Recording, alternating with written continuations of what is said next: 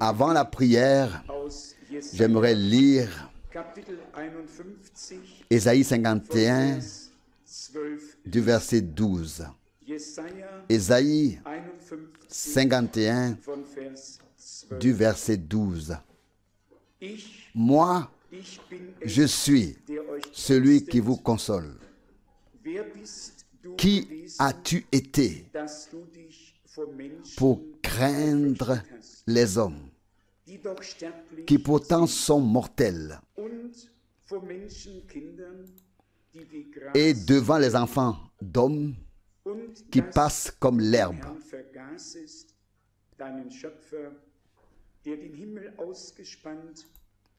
Et que tu as oublié le Seigneur, ton Créateur, qui a étendu les cieux et fondé la terre, et que tu tremblais sans cesse, jour après jour, devant la fureur de l'oppresseur, chaque fois qu'il cherchait à te détruire. Où donc est la fureur de l'oppresseur? Verset 14. Bientôt l'homme qui a été mis en prison sera libéré. Il ne mourra pas pour descendre au séjour des morts. Il ne manquera pas le pain quotidien. Verset 15. Car je suis le Seigneur, ton Dieu,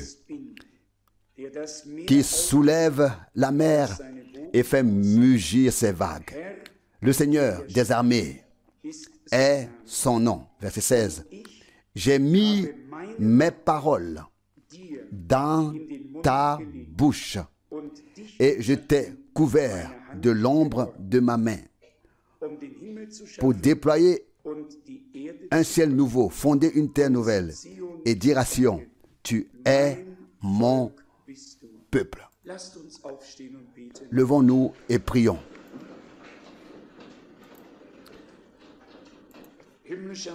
Père céleste, nous te remercions de tout cœur pour ce jour, pour l'occasion d'être ensemble, d'écouter ta parole, de t'adorer, de nous prosterner devant toi et de recevoir une nouvelle bénédiction de toi. Seigneur bien-aimé, sois miséricordieux envers nous, pardonne toutes nos fautes, enlève de nous toutes les pensées qui pourraient être un obstacle en cette heure.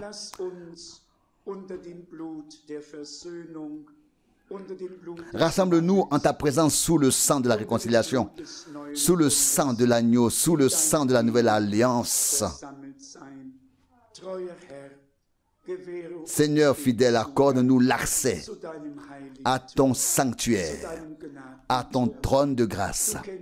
Tu connais tous nos besoins, toutes nos détresses, toutes nos inquiétudes, tous nos soucis, toutes nos difficultés. Seigneur fidèle, passe aujourd'hui parmi nous, parmi nos rangs. Touche chacun d'entre nous. Console ceux qui sont tristes. Fortifie ceux qui sont faibles. Relève ceux qui sont découragés. Dieu fidèle, sauve ceux qui sont perdus. Guéris les malades. Confirme ta parole par des signes et des miracles. Nous te remettons ce service divin au nom de Jésus. Amen. Amen. Vous pouvez vous asseoir.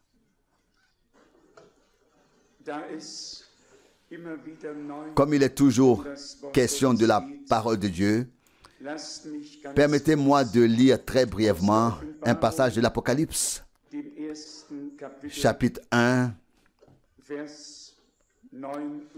verset 9. Apocalypse, chapitre 1, verset 9. Moi, Jean, votre frère et votre compagnon, qui partage avec vous la tribulation et le royaume et la persévérance en Jésus. J'étais sur l'île appelée Patmos à cause de la parole de Dieu et du témoignage de Jésus. L'accent que nous mettons dans notre proclamation est toujours et encore sur la parole de Dieu. Pas sur les nombreuses interprétations, pas sur les opinions que les hommes donnent à la parole de Dieu, mais la foi en la parole originale de Dieu telle qu'elle est sortie de la bouche du Seigneur, que ce soit par les prophètes ou par les apôtres, directement inspirés, venus de Dieu,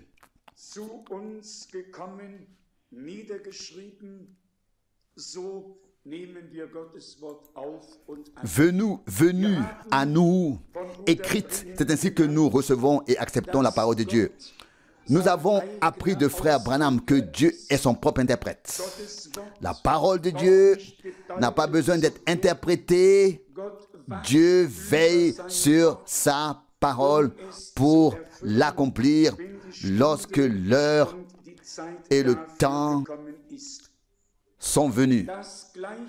Il en va de même pour tout ce que frère Branham a dit et qui peut être difficile à comprendre. Nous l'admettons en toute sincérité. Mais c'est exactement ce qu'écrit Pierre dans sa lettre, dans son épître, lorsqu'il fait référence à Paul. Dans la deuxième épître de Pierre au chapitre 3, au verset 14, il est écrit ici: c'est pourquoi, bien-aimés, en attendant ces choses, appliquez-vous à être trouvés sans tache et irréprochables devant lui dans la paix. Verset 15. Et considérez la patience de notre Seigneur comme un salut, comme notre bien-aimé frère Paul vous l'a aussi écrit selon la sagesse qui lui a été donnée. Verset 16. Il en est ainsi dans toutes ses lettres où, lorsqu'il aborde ces questions, il y a des choses difficiles à comprendre que les ignorants et les instables tordent pour leur propre perdition, comme ils le font aussi avec le reste des Écritures. Il n'y a donc rien de nouveau sous le soleil. Déjà autrefois, ce que Paul enseignait a été déformé, tordu, et pas seulement cela, mais aussi les Écritures qui s'y rapportaient ont été déformées. Il y a des gens qui sont tout simplement eux-mêmes tordus, déformés, et qui déforment donc tout, que ce soit la parole écrite ou la parole parlée. Seuls ceux qui ont reçu la grâce de Dieu et le respect de sa parole ne font pas de commentaires, d'interprétations, n'ont pas d'opinion personnelle, mais acceptent la parole de Dieu telle qu'elle nous a été transmise. Si Pierre écrivait déjà autrefois que certaines choses dans les lettres de Paul étaient difficiles à comprendre, que pouvons-nous dire aujourd'hui? Après l'ouverture des sceaux, beaucoup de choses ont été dites que nous attendons et qui s'accompliront.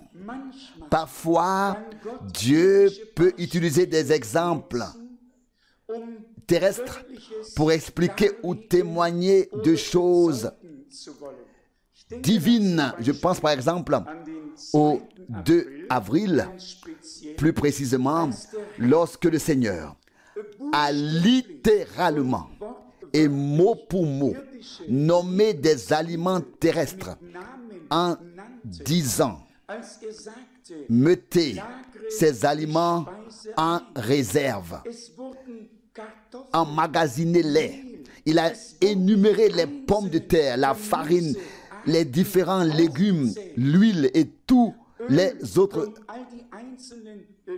aliments. Moi, en tant qu'Ewald Frank, je n'ai pu entendre que ce qui a été dit. Qui peut m'en vouloir d'avoir effectivement emmagasiné toutes ces choses, stocké toutes ces choses en grande quantité? Nous avons rempli la cave de ces aliments parce qu'ils avaient été nommés.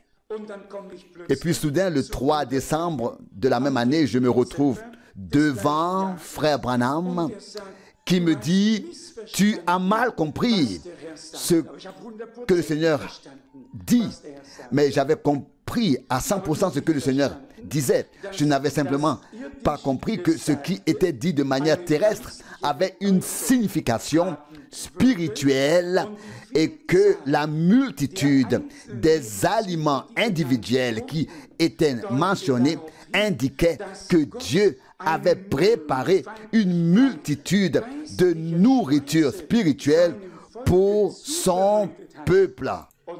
Et quand frère Branham a dit: il ne s'agit pas de nourriture terrestre, mais de la parole révélée de Dieu pour ce temps-ci. Pourquoi est-ce que je mentionne cela? Parce que frère Branham a aussi vu beaucoup de choses. Il a vu une grande tente. Il a vu certaines choses qui devaient arriver. Et il y a des gens qui attendent simplement que cela arrive. On peut voir des choses terrestres qui ont une signification spirituelle. Nous devons apprendre une fois pour toutes à laisser à Dieu le soin de décider quand et comment il fera et accomplira certaines choses. Lorsque nous aurons compris cela, nous comprendrons les déclarations de frère Branham, que ce soit au sujet des 7 tonnerres, du 7e sceau, du 3e poule, ou de toutes sortes de choses différentes. Nous laisserons à Dieu le soin de décider quand et comment il achèvera son œuvre dans son Église. Car dès l'instant où nous nous faisons une idée de la manière dont cela doit se passer, nous sommes déjà un obstacle pour nous-mêmes et pour Dieu. Dans le royaume de Dieu, les interprétations et les idées n'ont pas leur place. Dans le royaume de Dieu, nous marchons chaque jour avec le Seigneur dans l'attente qu'il accomplisse encore ce qui reste à faire, et il ne tardera pas. Donc, n'interprétons pas ce qui est difficile à comprendre, car quiconque interprète, et je relis ce verset intentionnellement, l'interprète pour son propre malheur et pour la perdition de tous ceux qui croient à son interprétation. Je relis ce que Pierre a écrit ici. Il y a cependant dans ces lettres des choses difficiles à comprendre. Et voici ce qui suit. Verset 16, la deuxième partie. Il y a cependant dans ces lettres des choses difficiles à comprendre que les ignorants et les instables tordent pour leur propre perdition, comme ils le font aussi avec les autres Écritures. Tout ce que nous interprétons est déformé. Et c'est cette déformation qui cause la perdition. Nous sommes pris dans un tourbillon dont nous ne pouvons plus sortir. Et regardez ces gens, sans vouloir les juger.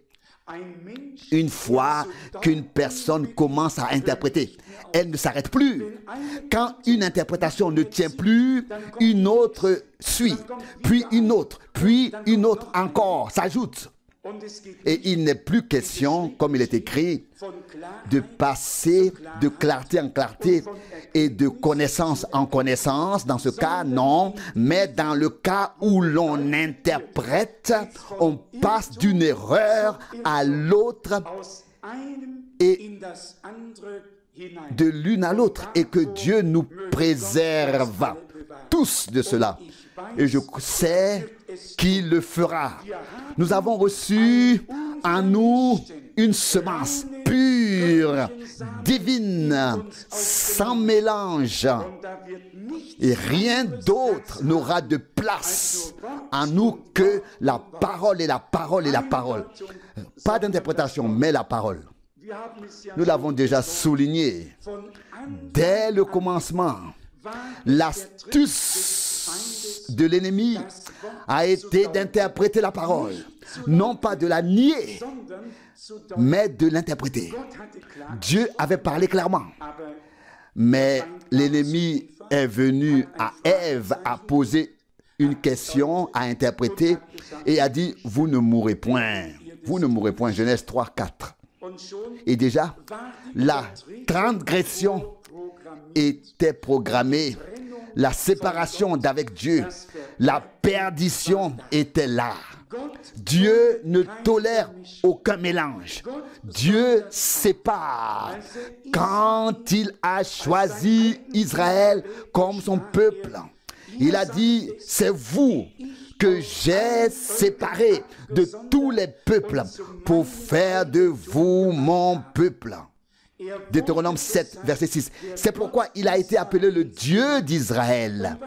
Et quand il dit, ne vous mélangez pas avec les peuples, ni avec les Amoriens et tous ceux qui étaient avec eux. Vous serez pour moi un peuple consacré, un peuple mis à part, un peuple saint. Deutéronome 7, 6. Ils n'avaient pas le droit de participer aux fêtes et à ce que faisaient les autres. Ils étaient destinés à un but très particulier. Et il en va de même pour l'Église du Dieu vivant.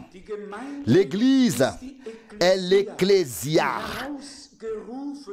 L'Église appelée à sortir de tout, consacrée à Dieu, mise à part, sanctifiée, dans un but très particulier.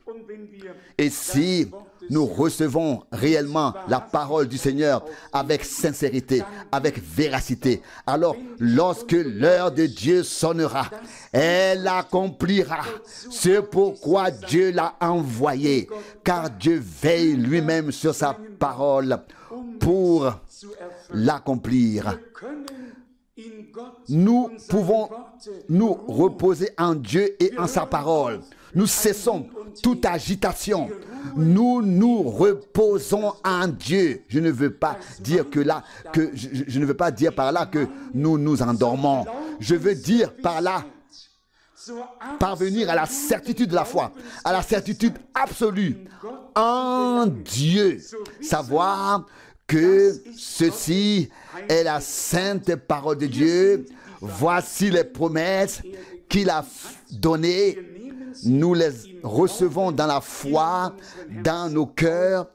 Nous les accueillons et nous savons que le Seigneur ne peut pas nous décevoir, ne nous décevra pas.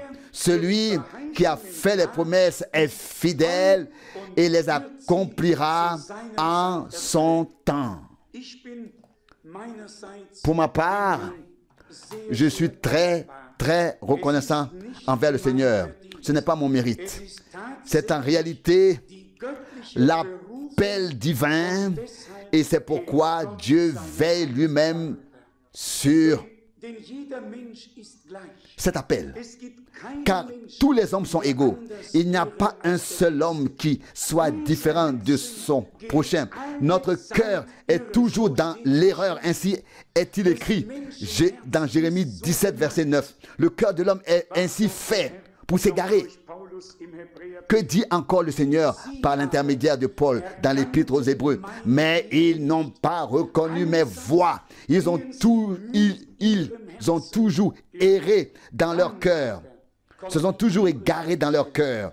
Hébreux 3, verset 10. Mais ensuite vient l'autre passage. Je vous donnerai un cœur nouveau et je mettrai en vous un esprit nouveau. Ézéchiel 36, 27. Et alors l'égarement cesse. Nous quittons le chemin erroné pour emprunter le chemin tracé, le chemin droit, et nous suivons le Seigneur.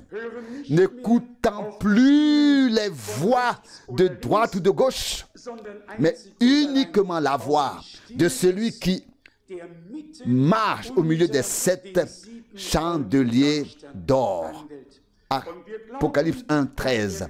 Et nous croyons qu'il s'est exprimé assez clairement. Et comme je l'ai déjà dit, s'il y a des choses qui nous semblent difficiles à comprendre, nous les laissons à Dieu. Nous n'en donnons aucune interprétation.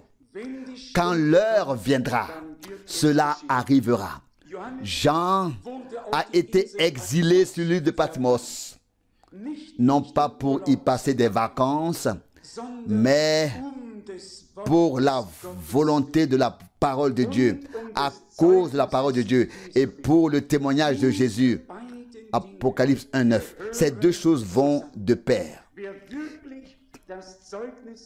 Celui qui a vraiment le témoignage de Jésus, et je vais vous lire ce passage de l'Apocalypse chapitre 19, afin que vous sachiez de ce qu'est le témoignage de Jésus.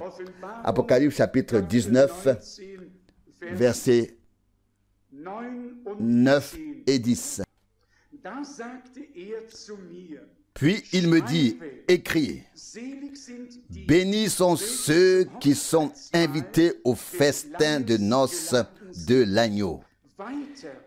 Il me dit encore, ce sont là les véritables paroles de Dieu. Amen. Ce sont là les véritables paroles de Dieu.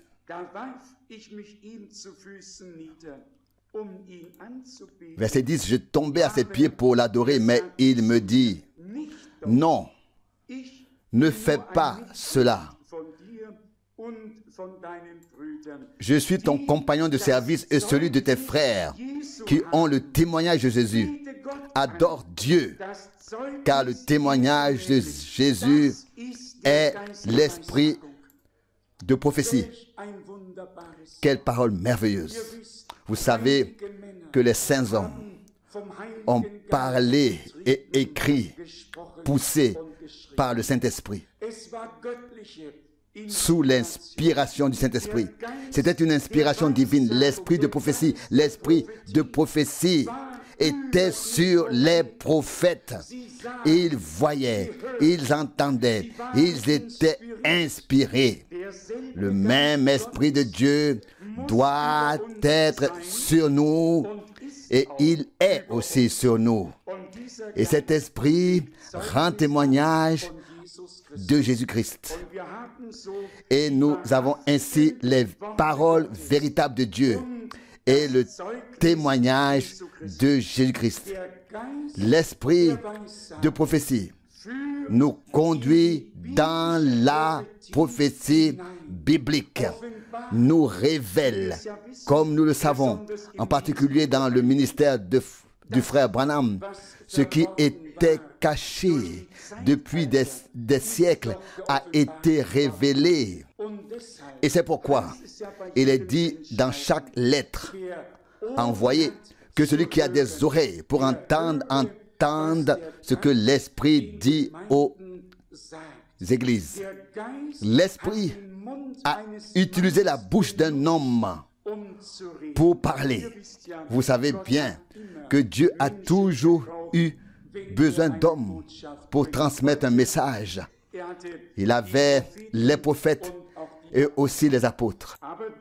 Mais c'est pourquoi il est vraiment nécessaire de faire attention à ne rien ajouter, à ne rien interpréter. Je le répète en insistant, toute interprétation entraîne la perdition. C'est ce que nous avons lu. C'est ce qu'a écrit Pierre en référence aux épîtres de Paul, dans lesquelles certaines choses étaient difficiles à comprendre. 2 Pierre 3, 16. Il en va de même aujourd'hui.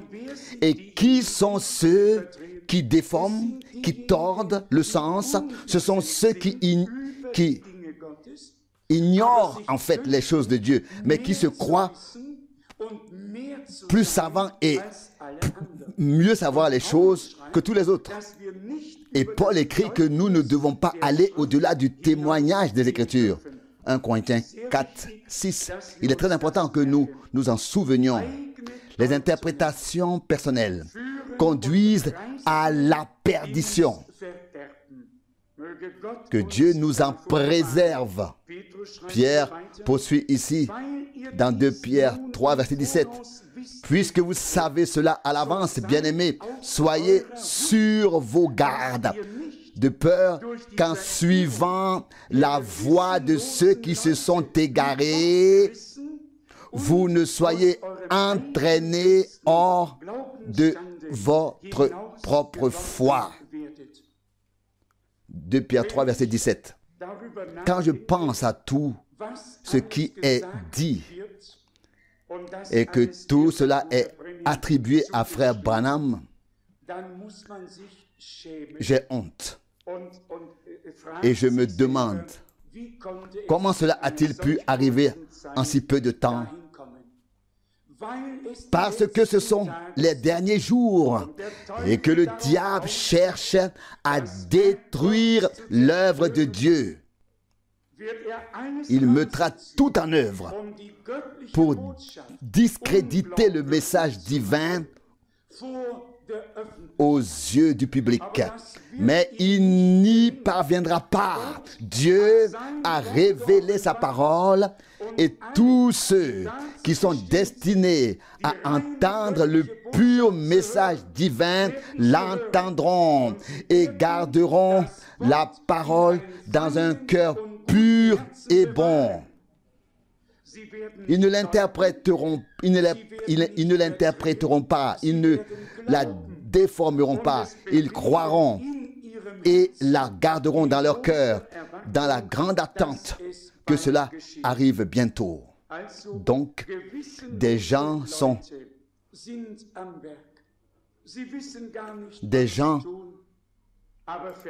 sans scrupules sont à l'œuvre. Ils ne savent pas ce qu'ils font, mais la ruine suit leurs pas.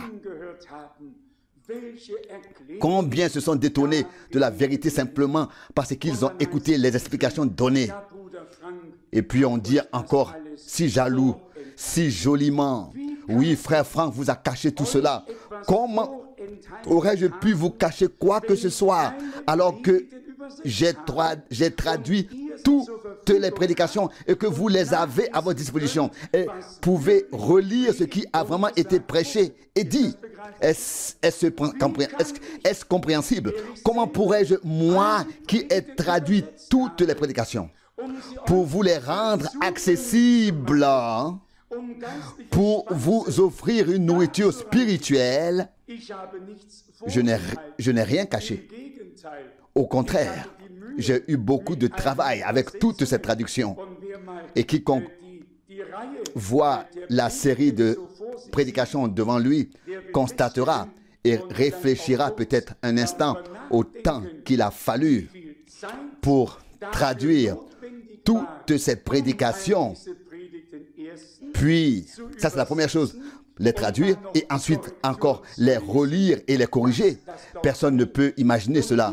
Et ceux qui n'ont traduit aucune prédication disent, oui, il les a cachés aux gens. Ils inversent en fait les rôles. Et c'est une très mauvaise chose. Mais nous ne nous arrêtons pas à cela. Nous remercions Dieu pour tout cela et cela nous sert au mieux. Cela sert à notre bien. Cela nous rend encore plus reconnaissants que le Seigneur nous ait gardés sobres et lucides. Et je vous le dis, nous pouvons réellement prêcher ce message divin partout avec amour et sagesse. Et les gens devront dire, nous n'avons jamais entendu cela, mais ils devront également dire, tout ce qui a été dit vient de la Bible.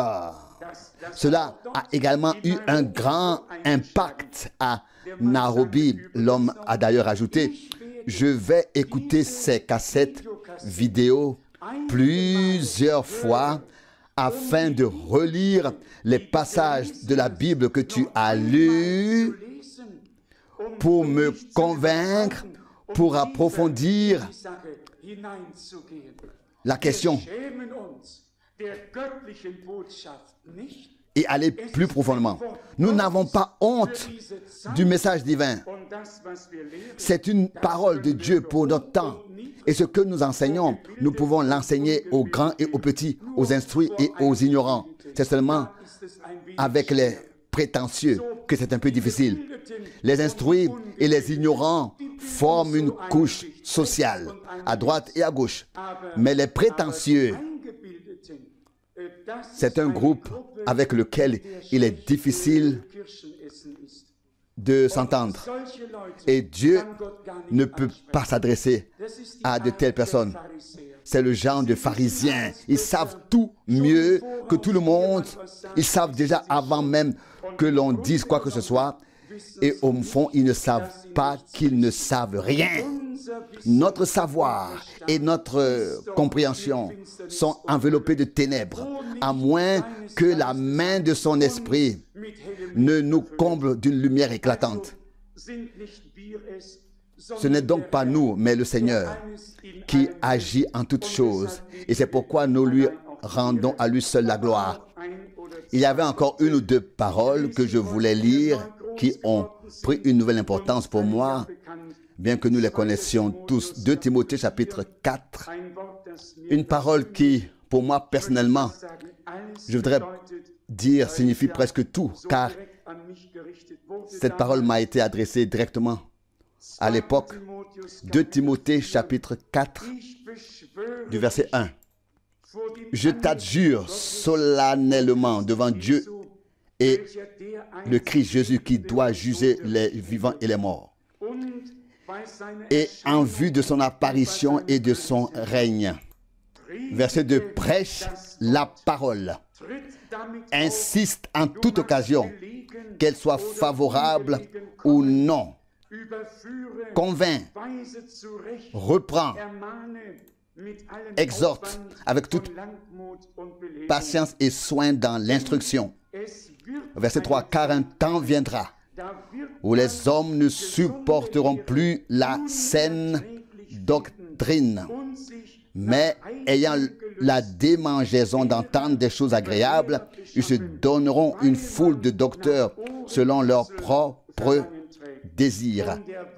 Verset 4. Et ils détourneront l'oreille de la vérité pour se tourner vers des fables. Verset 5. Mais toi, sois sobre en toutes choses, endure les souffrances, accomplis le travail d'un prédicateur de l'Évangile et remplis pleinement ton ministère. Je ne demande pas plus, mais avec l'aide de Dieu, je veux accomplir cette parole. Je voudrais être à la place de Timothée, en ce jour, à qui ces paroles ont été adressées à l'époque. Vous savez bien que Paul avait particulièrement pris Timothée dans son cœur. Il dit, je n'ai personne comme toi parmi tous les frères, car tous cherchent leur propre intérêt. Mais il y avait là un homme, ça c'est Philippiens 2, 20, 21, mais il y avait là un homme, précisément cet homme à qui Paul avait beaucoup confié, on serait presque tenté d'utiliser le mot conjurer, car c'est littéralement écrit, je t'en conjure devant Dieu et devant Jésus-Christ. Paul avait à cœur que la parole soit proclamée de manière pure et sainte. Et Paul, qui pouvait voir dans l'avenir, a dit dans 2 Timothée 4, verset 3, « Car il viendra un temps où l'on trouvera la sainte doctrine insupportable et où, suivant leurs propres désirs, ils se donneront des foules de docteurs, des gens qui veulent toujours entendre quelque chose, mais pas ce que Dieu a à leur dire. » C'est écrit ici, prêche la parole. C'est ce que nous ferons jusqu'à ce que le Seigneur vienne. C'est notre tâche. C'est pour cela que nous avons été appelés. Il est écrit ici, dans 2 Timothée, au chapitre 2, au verset 15. Verset 15. « Efforce-toi de te présenter devant Dieu comme un homme éprouvé, un ouvrier qui n'a pas à rougir parce qu'il dispense droitement la parole de la vérité. » Gloire à notre Dieu. Qu'avons-nous entendu de frère Branham? Que nous faisons partie de la parole. Nous sommes une partie de la parole. L'épouse fait partie de l'époux. Nous sommes la chair de sa chair, les os de ses os. Nous sommes engendrés et nés de Dieu par le même Esprit de Dieu. Nous sommes fils et filles de Dieu.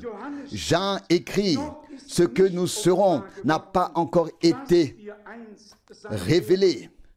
Mais quand cela sera manifesté, nous serons semblables à lui. 1 Jean 3, 2. Il est écrit, j'ai révélé ton nom à mes frères.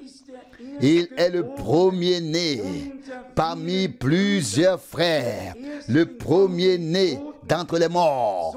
Comme Adam fut le premier homme et que tous les hommes viennent après lui et comme toutes les femmes viennent après Ève, ainsi tous viennent après le Christ, le second Adam.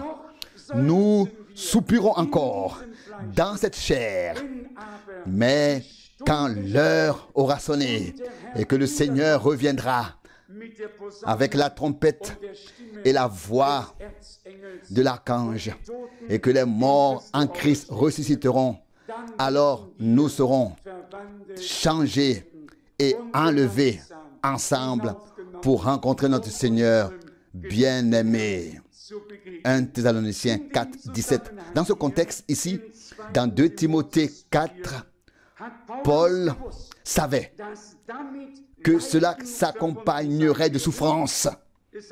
Il est dit ici, au verset 4 et 5, « Mais les oreilles se détourneront de la vérité et on se tournera plutôt vers les fables. » Verset 5, « Toi reste sobre en toutes choses, supporte les souffrances. » Cela implique des souffrances, des malentendus, des calomnies de toutes sortes. Ce n'est qu'à la fin que l'évêque a fini par parler franchement et a dit, « Frère Franck, si tu avais lu les lettres que j'ai reçues, tu saurais quel risque j'ai pris en organisant ces réunions pour toi. Mais Dieu l'a voulu ainsi. Il a tout surmonté et savait dans son cœur que c'était Dieu qui dirigeait les choses. Et il a dit, ou plutôt l'autre, qui se tenait à côté, un douanier, un homme croyant, qui d'ailleurs s'était converti il y a 12 ans lorsque j'étais là-bas. J'ai revu quelques personnes de l'époque. Il se tenait à côté et écoutait brièvement les adieux à l'aéroport. Et puis il a dit soudain, « Frère, si cette affaire ne vient pas de Dieu, si cette chose ne venait pas de Dieu, le diable ne s'y opposerait pas. Mais comme elle vient de Dieu, il s'y oppose de toutes ses forces. » Et ainsi, nous avons pu ensemble remercier le Seigneur. Puis un autre est venu et m'a dit, « Bonjour frère Franck, tu te souviens de moi ?» Je lui ai répondu, « Certainement pas. » Et il m'a dit, « Oui, il y a 12 ans, j'étais ton chauffeur. Je t'ai conduit là-bas et nous avons eu les réunions. » Et le chauffeur est devenu croyant et a remercié le Seigneur et moi. Le plus beau dans tout cela, où que j'aille, c'est que des gens sont conduits au Seigneur. Et aujourd'hui aussi, cette réunion doit servir à ce que les personnes qui n'ont pas encore pris leur décision la prennent aujourd'hui, que la parole de Dieu leur parle, que l'Esprit de Dieu agisse en elles et qu'elles sentent que le Seigneur les aime. Jésus est mort pour nous par amour à Golgotha. Revenons à cette pensée au verset 5 de 2 Timothée 4. « Mais toi reste sobre en toutes choses, supporte les souffrances. » Je le fais volontiers, je le fais volontiers, mais je veux rester dans la vérité. Et alors je supporte volontiers tout. Et j'espère que vous êtes également prêts à supporter certaines choses. Car voyez, tout comme notre Seigneur a souffert, tous ceux qui se sont rangés à son côté ont souffert avec lui pour son nom, tout comme Paul et ceux qui croyaient